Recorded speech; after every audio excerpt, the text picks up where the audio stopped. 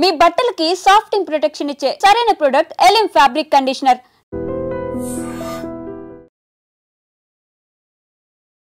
Industrial corridor పాషమైలారంలో సిగాచి ఇండస్ట్రీస్లో జరిగినటువంటి అగ్ని ప్రమాదం ఎందుకు జరిగింది, ఎలా జరిగింది, ఇప్పటికైతే వివరాలు తెలియలేదు. అఫీషియల్గా ఇంకా ఒక ప్రెస్ నోట్ అనేది రిలీజ్ కాలేదు. తెలంగాణ రాష్ట్ర గవర్నమెంట్ అయితే దానికి సంబంధించి ఒక కమిటీని ఏర్పాటు చేసింది. ఇప్పటి వరకు అఫీషియల్గా అందినటువంటి వివరాల ప్రకారం 37 మంది చనిపోయారు. ఆల్మోస్ట్ అది 50కి పైగా ఉండొచ్చు అనేటువంటి ఒక అంచనా ఉంది. మనం చూస్తున్నటువంటి సిగాచి ఇండస్ట్రీ కి సంబంధించి అక్కడ తయారు చేస్తున్నటువంటి సబ్స్టాన్సెస్ ఏంటి, ఏ కంపెనీల్లో వాడుతుంటారు, ఎందుకోసం అది ఉపయోగిస్తుంటారు అనేది, దీంతో పాటుగా యాక్చువల్గా మన ఇండస్ట్రియల్ కారిడార్లో ఏం జరుగుతోంది, ఇలాంటి ఫ్యాక్టరీలు ఉన్న చోట ఏమవుతోంది, వ్యూయర్స్ కోసం ఒక ఇన్ఫర్మేషన్. 30 నెలల్లో ఈ మధ్య కాలంలోనే 30 నెలల్లో 10 మేజర్ ఇండస్ట్రియల్ ఎక్స్ప్లోజన్స్ అయ్యాయి. అందులో 25 మంది దాకా చనిపోతే 70 మంది మృత్యువాత పడ్డారు. ఇది పాషమైలారం సిగాచి ఇండస్ట్రీస్లో జరిగినటువంటి ప్రమాదం కంటే ముందు. రిమెంబర్, 30 నెలల్లో 10 మేజర్ ఇన్సిడెంట్స్ జరిగితే 25 మంది చనిపోయారు. బట్ ఇక్కడ మనం చూస్తున్నటువంటి సిగాచి ఇండస్ట్రీస్లోనే 37 మంది చనిపోయారు. ఇప్పటికీ క్షతగాత్రుల వివరాలతో పాటుగా ఎంతమంది చనిపోయారనేది, అఫీషియల్ డెత్ టోల్ అనేది గంటకి పెరుగుతోంది. తెలంగాణ రాష్ట్ర సీఎం రేవంత్ రెడ్డి, ఇతర మంత్రులు, ఉన్నతాధికారులు కలిసి ప్రమాదం జరిగినటువంటి ప్రాంతాన్ని సందర్శించారు. క్షతగాత్రుల్ని హాస్పిటల్స్లో పరామర్శించారు.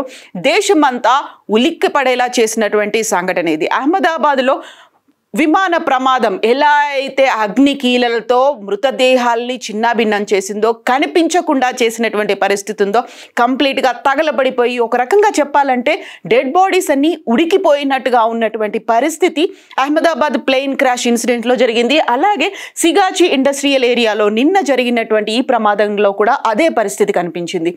రోజు గడిచిపోతోంది, గంటలు కూడా గడిచిపోతున్నాయి. ఇప్పటికీ ప్రమాద వివరాలు తెలియలేదు, ఎలా జరిగింది అనేటువంటి వివరం కూడా తెలియలేదు. ఓవరాల్గా అయితే 37 మంది చనిపోయారని తెలుస్తోంది. 100 మీటర్లకు పైగా అది ఎగిసి పడింది. అక్కడ ఉన్నటువంటి 2 కిలోమీటర్ల మేర భూకంపం వచ్చిందేమో అనేంతగా విస్తరించినటువంటి ఆ ట్రెమార్స్ని చూశారు. సడన్గా భూకంపం వచ్చింది అని ఇళ్లలో ఉన్న వాళ్ళు కూడా బయటికి పరిగెత్తుకుంటూ వచ్చినటువంటి సిచ్యువేషన్ అయితే నిన్న కనిపించింది. నిన్న ఉదయం 8:30 నుంచి 9:30 మధ్యలో ఈ ప్రమాదం జరిగి ఉంటుంది అని ఒక అంచనా వేశారు. యాక్చువల్గా ఎందువల్ల జరిగి ఉంటుంది, ఈ కంపెనీకి సంబంధించి డిసెంబర్లోనే ఒక కంప్లీట్ సూపర్విజన్ అనేది జరిగింది. అక్కడ ఉన్నటువంటి ఎక్విప్మెంట్లని టెస్ట్ చేశారు. కరెక్ట్గా 6 నెలల కింద ఎక్విప్మెంట్లను టెస్ట్ చేశారు. అయితే సరికొత్తగా ఎక్విప్మెంట్లు అనేవి వచ్చాయి. అక్కడ ఫర్నేస్లతో పాటుగా రియాక్టర్లు, బాయిలర్లు, డ్రైయర్లు ఇలాంటివన్నీ సరికొత్తగా వచ్చేసరికి దాంట్లో మెయింటెనెన్స్ లోపం ఉంటుందా, లేకపోతే సరికొత్త మెకానిజంని అర్థం చేసుకోవడానికి, హ్యాండిల్ చేయడానికి ఎక్స్పర్ట్స్ అనే వాళ్ళు లేకపోవడం వల్ల జరిగిందా అనేది ఇప్పటికైతే అంచనాకి రాలేదు. కాకపోతే ఒక ఓవర్ హీట్ అనేది అయ్యి ఉంటుంది. అక్కడ ఉన్నటువంటి బాయిలర్లలో ఓవర్ హీట్ అయి ఉంటుంది. రియాక్టర్స్ పేలిపోయి ఉంటాయి, ఆ హీట్ని తట్టుకోలేకపోయి ఉంటాయి.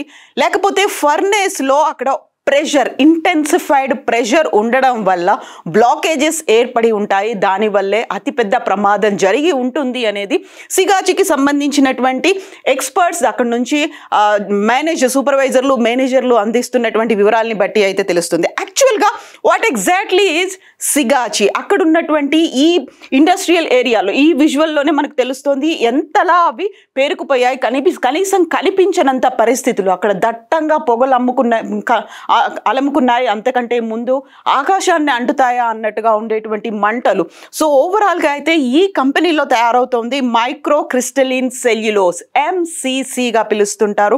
భారతదేశంలోనే MCCని ఎక్స్పోర్ట్ చేసేటువంటి నెంబర్ 1 కంపెనీ, లీడింగ్ కంపెనీ ఏది అంటే సిగాచి అని చెప్తుంటారు.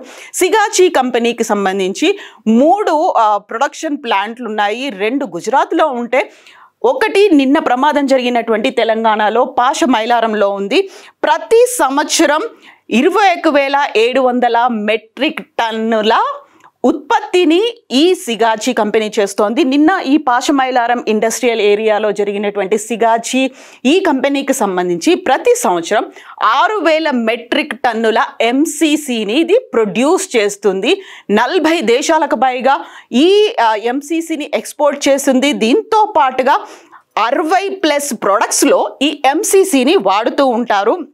యాక్చువల్గా ఎంసీసీ అంటే ఏంటి? ఎంసీసీ అంటే మైక్రో క్రిస్టలిన్ సెల్యులోజ్గా దీన్ని పిలుస్తూ ఉంటారు. దీన్ని ఫార్మస్యూటికల్ కంపెనీల్లో వాడుతుంటారు, ఫుడ్ ఇండస్ట్రీలో వాడతారు, కాస్మెటిక్స్లో వాడుతూ ఉంటారు, బేకరీలో వాడుతుంటారు, సలాడ్స్. దీనికి సంబంధించి ఎంసీసీ అనేది ఒక పౌడరీ సబ్స్టాన్స్గా ఉంటుంది. చాలా ఫ్రీ ఫ్లోయింగ్ పౌడరీ సబ్స్టాన్స్. ఈ పౌడర్ సబ్స్టాన్స్ అనేది చెట్ల నుంచి తయారు చేస్తారు. చెట్ల బెరడు నుంచి తయారు చేసేటువంటి ఎంసీసీని ఇది శుద్ధి చేసేసి దీని నుంచి 40 దేశాలకు పైగా ఎక్స్పోర్ట్ చేస్తూ ఉంటారు.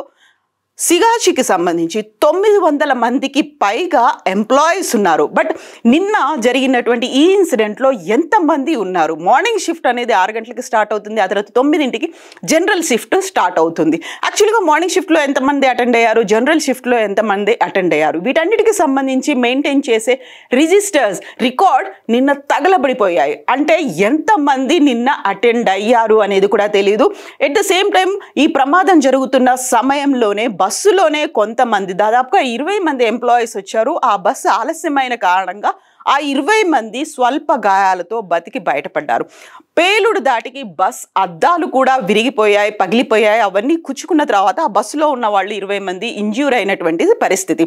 అయితే ఎంతమంది ఉన్నారు? ఒక రకంగా 155 మంది అటెండ్ అయ్యారని చెప్తున్నప్పటికీ ఇంకొక లెక్క 163 మంది ఈ సంఘటన జరిగినప్పుడు ఉంటారని.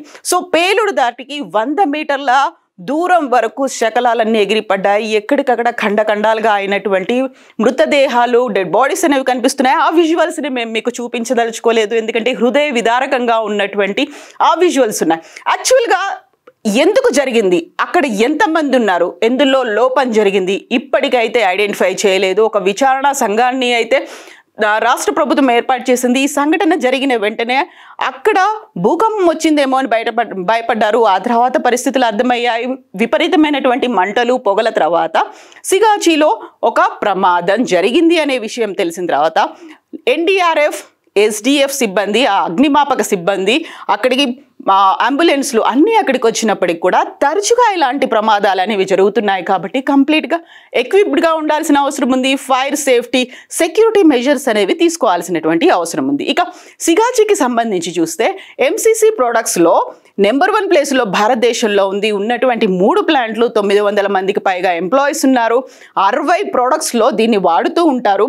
ఇది ప్లాంట్ బేస్డ్ ఫైబర్ ప్రోడక్ట్గా చెప్తూ ఉంటారు. Free flowing powdery substance. ఇది రిఫైన్డ్ వుడ్ పల్ప్ నుంచి దీన్ని తీస్తూ ఉంటారు. ఇక సిగాచికి సంబంధించి 1989లోనే ఈ సిగాచి అనేది ఏర్పడింది. 40 కంట్రీస్కి ఇది ఎక్స్పోర్ట్ చేస్తుంది. ఈ ప్రమాదం జరిగిన తర్వాత 90 రోజుల పాటుగా దీన్ని మూసివేశారు. ఇప్పటికైతే ప్రొడక్షన్ అనేది ఇక్కడ ఆగిపోతుంది.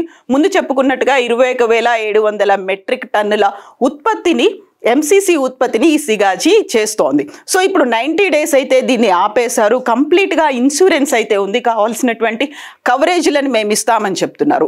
ఒకవైపు కేంద్ర ప్రభుత్వం 2 లక్షల ఎక్స్గ్రేషియా ప్రకటించింది ప్రతి ఒక్కరికి. బీహార్ రాష్ట్ర ప్రభుత్వం కూడా ఆ రాష్ట్రాలకి చెందినటువంటి మైగ్రెంట్ వర్కర్లు ఇక్కడికి వచ్చారు కాబట్టి వాళ్ళకు కూడా ఒక్కొక్కరికి 2 లక్షలుగా బీహార్ కూడా అనౌన్స్ చేసింది. మొత్తంగా అయితే ఒక ఇన్సూరెన్స్ని మేము ఇస్తాము అనే మాట సిగాచి నుంచి వచ్చింది. అయినప్పటికీ ఎలా జరిగింది అనేది, సో ఇప్పుడు మనం ఇంతకుముందు చెప్పుకున్నట్టుగా 30 నెలల్లోనే 10 మేజర్ యాక్సిడెంట్స్ అవన్నీ కూడా తెలంగాణలోనే జరిగాయి. అది కూడా పర్టికులర్గా పాషమైలారం, పటాన్చెరు ఈ ఏరియాల్లో జరిగాయి. 25 మంది చనిపోతే ఇప్పటికే ఈ నిన్న జరిగినటువంటి ఈ సంఘటనలో 37 మంది చనిపోయారు. ఇది ఇంకా పెరిగే అవకాశం ఉంది. యాక్చువల్గా ఎంతమంది నిన్న అటెండ్ అయ్యారు అనేది కూడా ఇప్పటికీ తెలియలేదు. అఫీషియల్గా ఇన్ఫర్మేషన్ అనేది రాలేదు కాబట్టి సో అది ఐడెంటిఫై చేయడం కష్టం. మోర్ ఓవర్ అహ్మదాబాద్ ఫ్లైట్ ఇన్సిడెంట్కి సంబంధించి చూస్తే అక్కడ కూడా మొత్తం డిఎన్ఏ మీదే ఆధారపడాల్సినటువంటి పరిస్థితి.